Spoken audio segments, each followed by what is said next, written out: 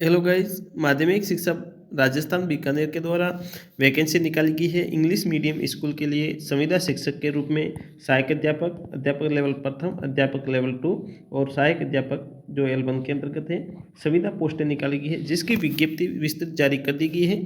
Non TSP की और संक्षिप्त टीएसपी और नॉन टीएसपी की संकलित भी जारी हो चुकी है।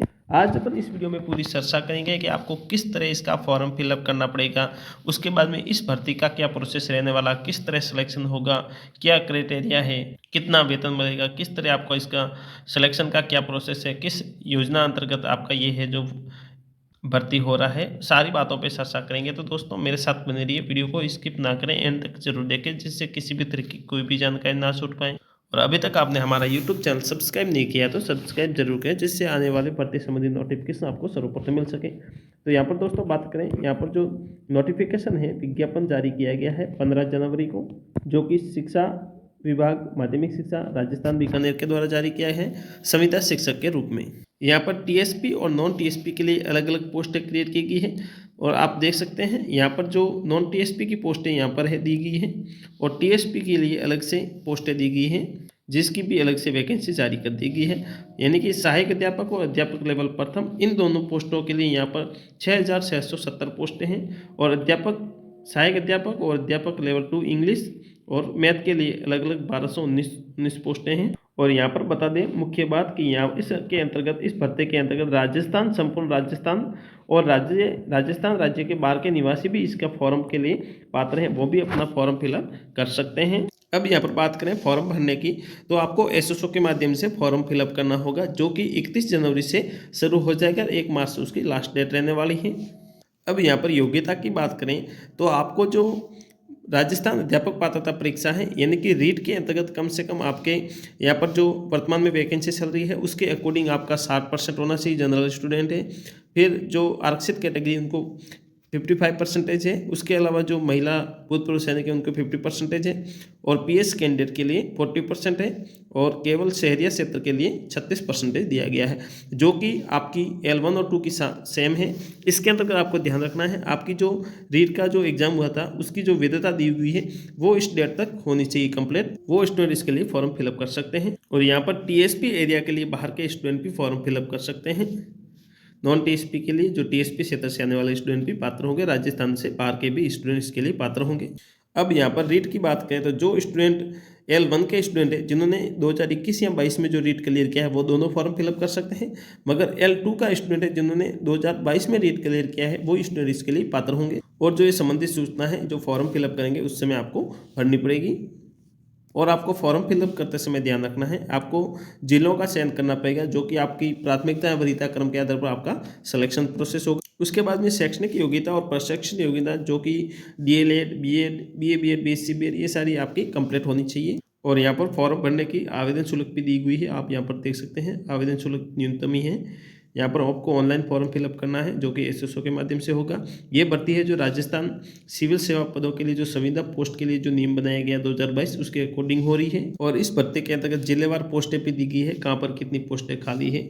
और यहाँ पर बड़ी बात यहाँ है कि आपका मानदेय है जो आप देख सकते हैं 16,900 रुपये प्रतिमाह के हिसाब से आपको मानदेय दिया जाएगा। और जैसे आप इस संविदा पोस्ट के अंतर्गत आप अगर 9 साल की सेवा पूर्ण कर लेते हैं तो आपको वहाँ पर पेमेंट है जो आपका बढ़ा दिया जाएगा, जो 29,700 रुपये के रूप में दिया जाएगा। और आरक्षण प्रणाली की बात करें तो राजस्थान सरकार द्वारा जिस तरह का आरक्षण दिया जा रहा है वो इस भर्ती के अंतर्गत भी अलाउ है। अब यहाँ पर योग्यता की बात करें तो सबसे बड़ी बात यहाँ पर है, योग्यता के संबंध में दिया हुआ पॉइंट है कि आपको शैक्षणिक योग्यता और उसके बाद में प्रशैक्षणिक योग्यता और थर्ड आपका रीट क्लियर होना चाहिए। अब शैक्षणिक योग्यता की बात करें तो आपका जो 12th है या उसके समकक्ष है वो आपको इंग्लिश मीडियम के अंतर्गत पास आउट होना चाहिए, और उसके अंतर्गत कम से कम आपके 50% होने चाहिए। और प्रशैक्षणिक योग्यता के अंतर्गत आपको डीएलएड कंप्लीट होना चाहिए, जो कि L1 के लिए है, और आपको 2021-22 के अंतर्गत आपका रीट क्लियर होना चाहिए। अब L2 के स्टूडेंट हैं उनके लिए भी न्यूनतम 50% है जो आपको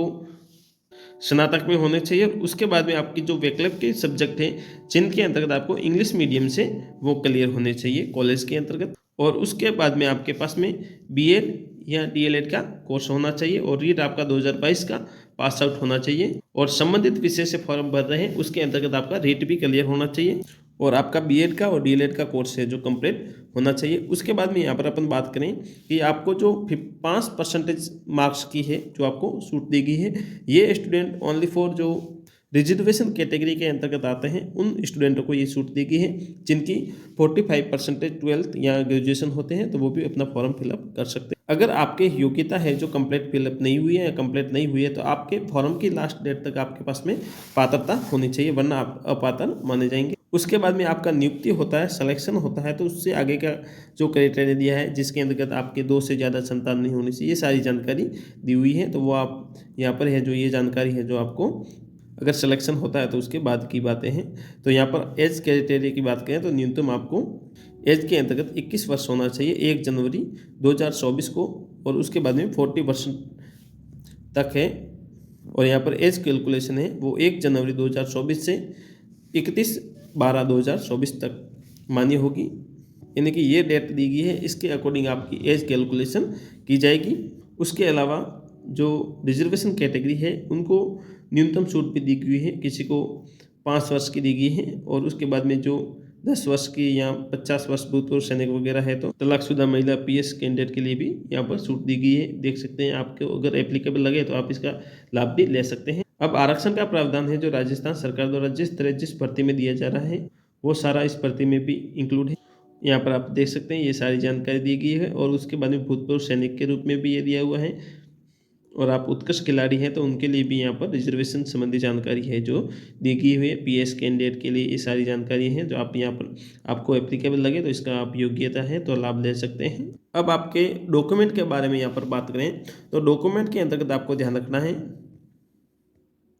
यहाँ पर आपका सिलेक्शन होता है तो सारे मूल दस्तावेज आपको प्रस्तुत करने पड़ेंगे। उसके बाद में आपको मूल निवास जाति प्रमाण पत्र वगैरह है जो सारे सक्षम अधिकारी के द्वारा आपको अनिवार्यतः वहाँ से जारी होने चाहिए। और जाति प्रमाण पत्र की यहाँ पर बात करें तो, और यहाँ पर जो एससी या एसटी कैटेगरी है तो उनके लिए जाति प्रमाण पत्र की वैधता है जो जीवन पर्यंत। उसके बाद में ईडब्ल्यूएस कैटेगरी है या ओबीसी कैटेगरी है उनके लिए टाइम पीरियड दिया गया है, उसके अकॉर्डिंग आप नवीन भी बना सकते हैं जाति प्रमाण पत्र के रूप में। अब आपका सिलेक्शन कैसे होगा ये प्रोसेस यहाँ पर दिया गया है। सिलेक्शन का प्रोसेस है चयन प्रणाली का, यहाँ पर अब सिलेक्शन प्रोसेस है तो आपका सिलेक्शन है जो 75% मार्क्स हैं जो आपके शैक्षणिक योग्यता के रखे जाएंगे, और 25% मार्क्स हैं जो आपकी प्रशैक्षणिक योग्यता जैसे डीएलएड है या बीएड है उनसे रखा जाएगा। और शैक्षणिक योग्यता के अंतर्गत आपको 75% मार्क, इन दोनों का रेशियो जोड़ के जिसका ज़्यादा मेरिट बनेगा उसका प्रथम नाम होगा। उसके बाद में यहाँ पर 2 गुना आपकी लिस्टें जारी कर दी जाएगी, और यहाँ पर ये शॉर्ट लिस्ट के बारे में बताया गया है जो इंग्लिश मीडियम स्टूडेंट के लिए ये वैकेंसी निकाली गई थी जो महात्मा गांधी विद्यालयों के अंतर्गत आपको लगाया जाएगा। अन्य शर्तें भी यहाँ पर दी गई हैं आपको संविदा कर्मी के रूप में आप देख सकते हैं। अब संविदा कर्मियों को यहाँ पर मेडिक्लेम है, दुर्घटना बीमा है, और एनपीएस संबंधी के बारे में भी यहाँ पर बताया गया है कि आपको वार्षिक है जो इस तरह का क्लेम लेना पड़ेगा, और आपको किसी भी तरह का कोई भी बोनस वगैरह दे नहीं है। अब आपका सिलेक्शन होता है तो यहाँ पर बताया गया है संविदा पर नियुक्त कार्मिकों के दायित्व क्या रहने वाले हैं L1 और L2 के लिए। यहाँ पर आपको निम्न कार्य करवाना जाएगा, यानी कि महात्मा गांधी विद्यालयों के लिए आपको इंग्लिश मीडियम स्कूल के लिए 1 to 5 के लिए शिक्षण कार्य करवाना है, मूल्यांकन कार्य और संस्था प्रधान द्वारा अन्य कार्य दिया जाता है तो उनको कंप्लीट करना है, और प्राचार्य द्वारा समय समय पर सौंपे जाने वाले समस्त कार्य आपको कंप्लीट करना होगा। और L2 के स्टूडेंट है उनको 6 to 8 का अध्ययन करवाना होगा। अब जैसे आपका सिलेक्शन होता है तो ये आपका शपथ पत्र है जो प्रस्तुत करना होगा, ये दिया हुआ है। इसके अंतर्गत आपको यहाँ पर शपथ पत्र के साथ में आपको ये निम्न डॉक्यूमेंट है जो आपका सिलेक्शन होता है तो उस समय यहाँ पर ये लगाना होगा, अटैच करना होगा। अब यहाँ पर डिस्ट्रिक्ट वाइज लेवल वाइज यहाँ पर रिक्त पोस्टें दी गई है कि कहाँ पर कितनी पोस्टें खाली हैं, तो आप यहाँ पर देख सकते हैं ये आपके जिले के अकॉर्डिंग है। और उसके बाद में यहाँ पर कैटेगरी वाइज भी इसका डिवाइडेशन कर दिया गया है। इस वैकेंसी का पीडीएफ आपको मिल चुका होगा, वरना आप हमारे इस वीडियो के डिस्क्रिप्शन में जाके टेलीग्राम की लिंक दी हुई है, वहाँ से आप इसका पीडीएफ भी निकाल सकते हैं और टेलीग्राम चैनल को भी ज्वाइन कर सकते हैं। इस भर्ती के संबंध में किसी भी तरह का कोई क्वेश्चन हो तो आप हमारे वीडियो के कमेंट बॉक्स में जरूर दें। आशा करते हैं वीडियो अच्छा लगा होगा, लाइक शेयर और सब्सक्राइब जरूर करें। Thank you.